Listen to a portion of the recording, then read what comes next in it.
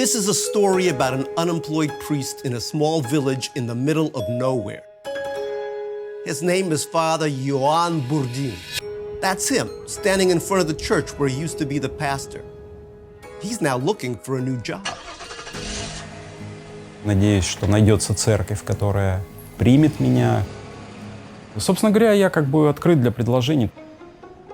Which is not to say he's up for grabs. Наверное, я не поеду в Африку, там слишком жарко. Центральная Америка, нам не нравится, там много путчей. Вот. Ну а так в целом, в остальном, если это не попадает под место, где холодно и где слишком много стреляют, то, в общем, почему бы и нет. But there's one place he's having a particularly hard time finding work. And that's why we're telling you this story about an unemployed priest in the middle of nowhere, Russia. You see, shortly after Russia invaded Ukraine, Father Ioann got into trouble with some powerful institutions, namely the government, led by this guy, and the Russian Orthodox Church, led by this guy. Father Ioann's crime? Well, let's put it this way. He said something really bad. Вещи надо называть своими именами. Father Ioann's story is about the tragic absurdity of the Russian state and one man's courage to call it out. And it's a kind of David and Goliath tale. Will one of you fight me? But maybe that's not the best metaphor, because Father Ioann isn't big on violence. Когда человек видит, что решение может быть только силовым и только как бы вот боевым, а никаких других путей нет и быть не может, ну, это, безусловно, язычество. Anyway, you get the picture. A small-town priest took on Russia's church-state industrial complex and paid a big price.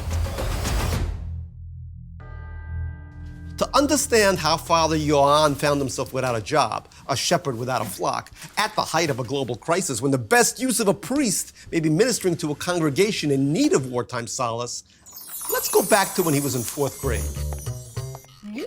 He had recently found God.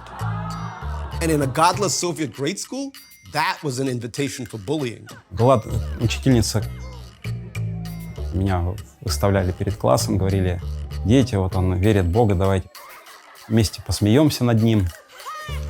Урок химии проходил, учителя говорили: вот, смотрите, как мы легко там берем марганцовку, бросаем в воду, она превращается в вино, она красного цвета становится. Он верит, что вот Христос также воду превратил в вино. But he somehow drew strength from these traumas. Я научился сопротивляться давлению. Fast forward to the day Mr. Putin launched his invasion of Ukraine. Under constant attack, The town of Bucha nowhere in the city of Mariupol is safe. synonymous with death and devastation. Vladimirovich Putin! Horrifying Russian airstrike on a building that had been sheltering hundreds of women and children. There say children are buried under the rubble. Ukrainian officials say Russia struck a train station in the city of Kramatorsk. More than 11 million Ukrainians have now fled their homes since the Russians invaded. Уважаемые товарищи, хочу сказать, что специальная военная операция идет в строгом соответствии с графиком. По плану. The news caused Father Ioann deep distress. He hated what he was seeing.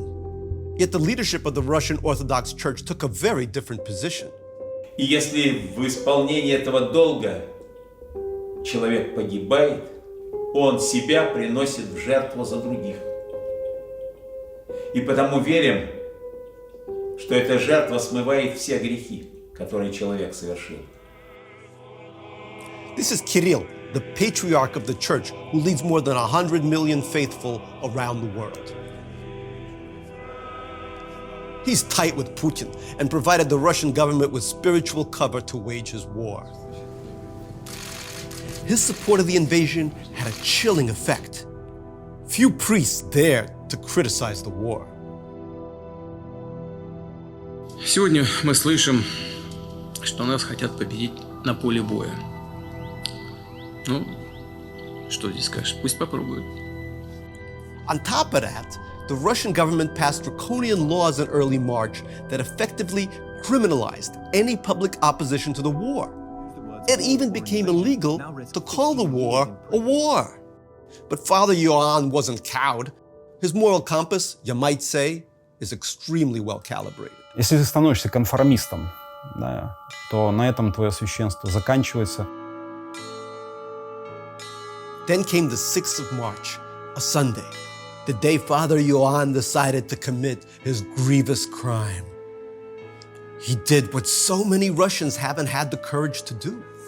That morning, he donned his vestments, stood before about a dozen parishioners, and publicly criticized the war. Yes, that was his crime. He criticized the war in a sermon. Father Ioann declined to deliver his sermon for us. He's not into theatrics. But the sermon was based on an open letter he had posted on the parish's website. So the New York Times asked me, Gary Shteyngart, a Russian-born writer and small furry immigrant who grew up in Queens, New York, to perform an English translation of Father Ioann's letter. Russian soldiers are killing their brothers and sisters in Christ. We Christians cannot stand on the sidelines while brother kills brother, Christian kills Christian. We cannot bashfully close our eyes. We cannot call black white. The blood of Ukrainians is not only on the hands of the leaders of the Russian Federation and the soldiers who carry out their order. Their blood is on the hands of each of us who approved this war or stood silent. Yo, man, that's bold. By the way, it's cool for me to be dressed like this because my great-grandfather was a deacon in the Russian Orthodox Church and his brother was the archpriest of the whole village. And also, this is a Ukrainian, not Russian Orthodox Church. A few hours after the service, Father Ioann was unwinding at home when the phone rang. It was the police. They wanted a word with him at the station. And so began a crash course in the hazards of following your moral compass in Putin's Russia. He thought he was prepared. Я много читал книг советских диссидентов. Я довольно неплохо представляю, как могут проходить такие допросы. The commanding officer asked if he knew why he was there. The priest replied, Понятия не имею. The officer said, oh, come on, no guesses at all? Father Ioann replied, Никого не убил, не зарезал. Дорогу перехожу на положенном месте, на положенный свет. Не знаю. The chief investigator was a stereotype come to life. Попытка как бы такого, такой Чак Норрис. Father Ioann was at the police station for hours, jousting with the officers and engaging in small talk. Я не пытался переубеждать их в политическом смысле. Я старался апеллировать к тому чувству, к тому свету, который есть в каждом человеке на самом деле. То есть даже в самом плохом и дурном он есть. Later that day, the police presented Father Ioann with their investigative report about his anti-war sermon. He said it was full of contradictions and lies. Девушка, 100 грамм, не огурчик.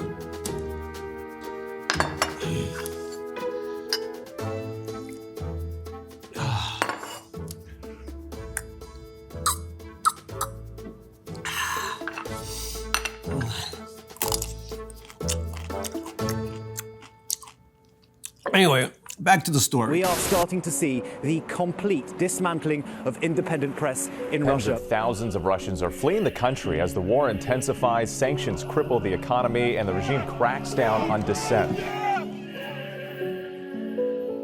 Вот сегодня мы, еще раз хочу сказать, живем в это очень непростое время.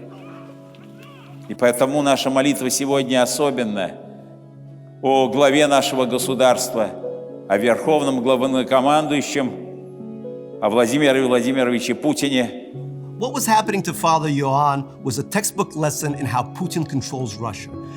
Pass absurd laws designed to limit free speech, delegate their enforcement to local officials who arbitrarily pursue dissenters, make a spectacle out of a few cases, and hope that the fear they engender will compel everyone else to censor themselves or flee for the exits.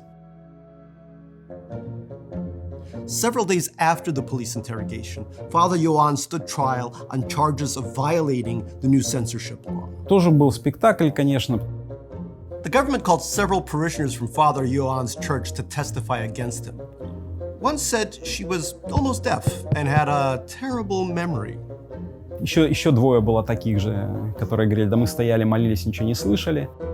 Still, he was found guilty of discrediting the Russian armed forces. Совершенно было непонятно, в чем, собственно говоря, эта дискредитация выразилась. Though he dodged prison, he was fined the equivalent of $273. Now that doesn't sound like much, especially in New York, but that was more than Father Ioann's monthly salary.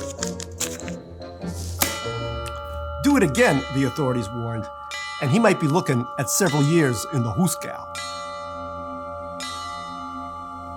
A petition began to circulate among local residents, asking for his removal from the local parish.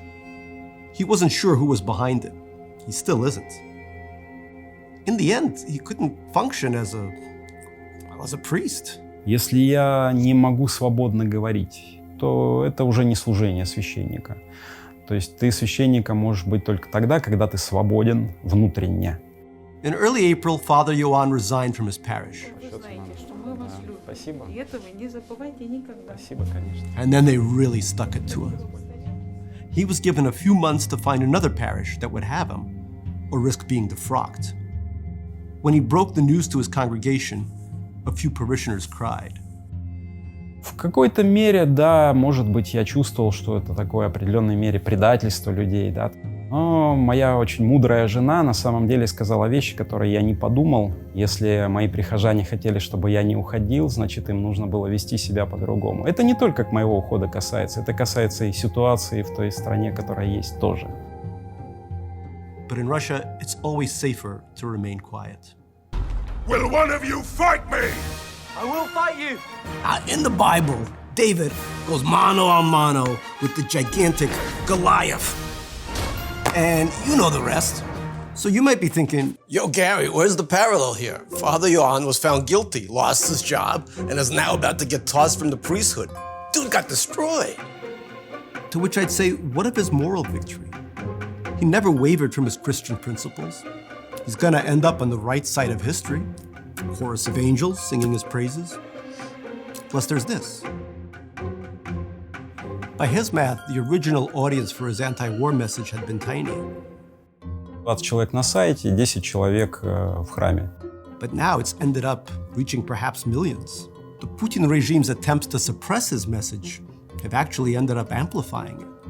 То есть, в принципе, в своей жизни любой человек, когда он живет в обычной жизни, Бог ставит его перед определенным выбором.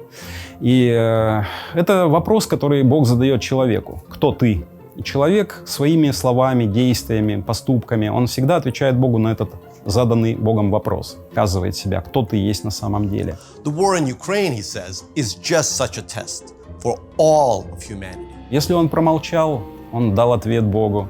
Если он сказал «за», он дал ответ Богу. Если он сказал «против», опять то же самое. А потому идите смело исполнять свой воинский долг. И помните, что если вы жизнь свою положили за Родину, за други своя, как говорит Священное Писание, то вы будете вместе с Богом в Его царстве, в Его славе, в Его вечной жизни. Кто ты есть?